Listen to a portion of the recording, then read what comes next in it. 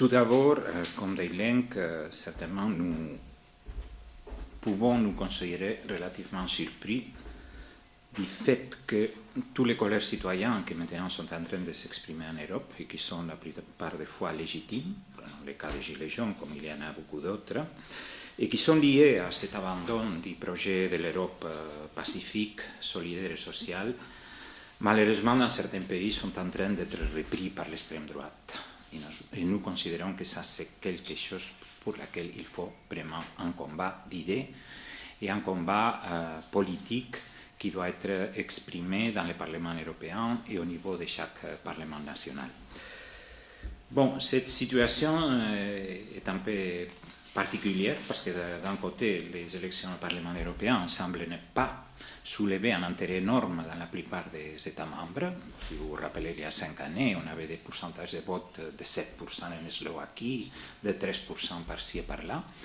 Par contre, cette fois, nous nous trouvons avec un scénario où il y a plus de listes au Parlement européen que jamais. Au Luxembourg, il y en a 10. L'Allemagne, c'est le record avec 41. La France en a 34. Et l'Espagne en a 32. C'est-à-dire, ça, on pourrait considérer positif si ça ne serait le cas que la plupart de ces listes, ou bien elles expriment des revendications tout à fait, disons, particulières, ou bien il y a une abondance exagérée de listes prochaines à l'extrême droite. Parfois, dans beaucoup de pays, il y en a 1, 2, 3, 4. Tout ça, c'est des choses que nous croyons qu'exigent de nous, particulièrement de la gauche européenne, toute une proposition claire de qu'est-ce que c'est l'Europe exactement que nous voulons bâtir et comment est-ce qu'on veut la reconstruire pour la faire vraiment valable afin de pouvoir compléter cet agenda social, cet agenda solidaire et cet agenda antimilitariste.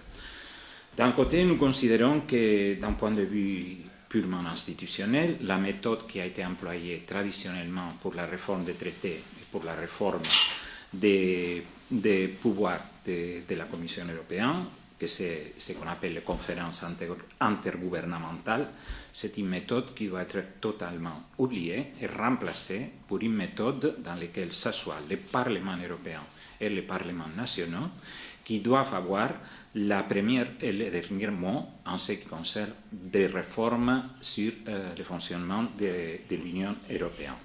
Nous voulons aussi finir avec certaines pratiques tout à fait obscure.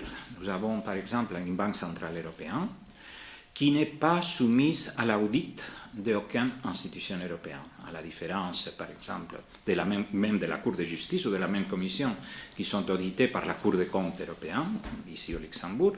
La banque centrale européenne n'est pas auditable par personne. Ça, c'est une, disons, trou noir démocratique incompréhensible dans une institution qui joue un rôle prépondérant à côté de la Commission et du Fonds monétaire international pour constituer ce qu'on appelle la Troïka et par la suite pour proposer des solutions financières pas parfaitement valables pour des pays comme la Grèce. Ce type de trou doit être complètement annulé. De l'autre côté, nous considérons aussi que l'indépendance du pouvoir judiciaire, c'est quelque chose qui doit être garanti dans toute l'Europe. Et quand il se produit des situations dans certains États membres où cette indépendance du pouvoir judiciaire est complètement anéantie et complètement ignorée, prenons le cas de la Pologne, prenons le cas de l'Hongrie, prenons le cas de l'Espagne, dans tous ces cas, il faut certainement qu'il y ait une réaction à partir de l'Union européenne pour garantir l'indépendance du pouvoir judiciaire. Nous croyons la même chose en ce qui concerne la Cour de justice européenne, qui est maintenant en train de passer de 28 membres actuels à 56, dans un délai, disons, d'un année et quelques.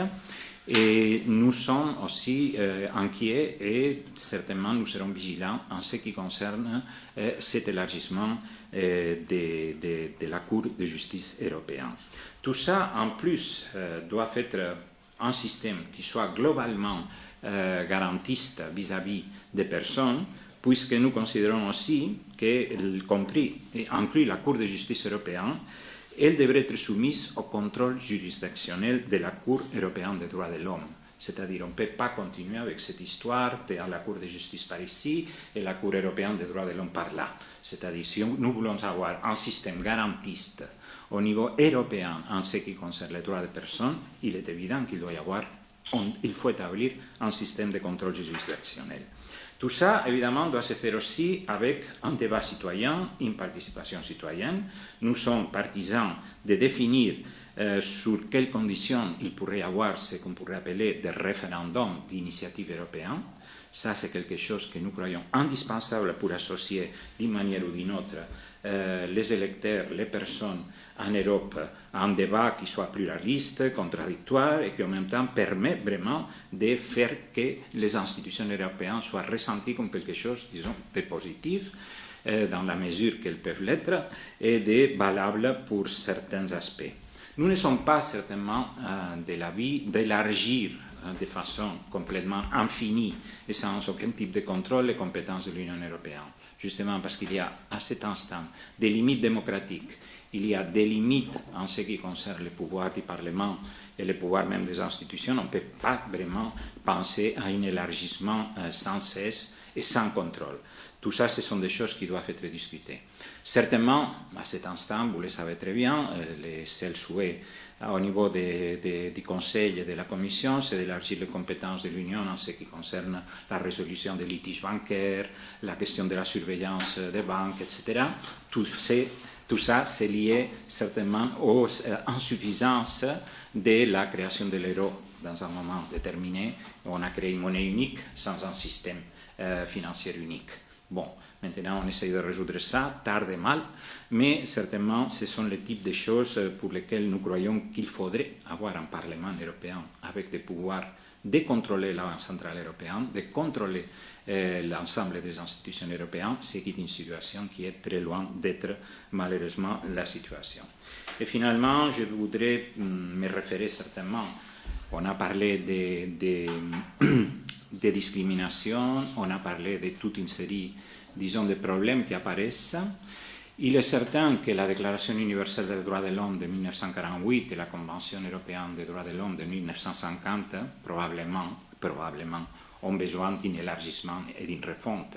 En 1948 ou en 1950, on ne pensait pas aux droits des personnes LGTBI, on ne pensait pas aux droits des femmes, on ne pensait pas probablement aussi aux droits, à certains types de droits qui maintenant sont essentiels.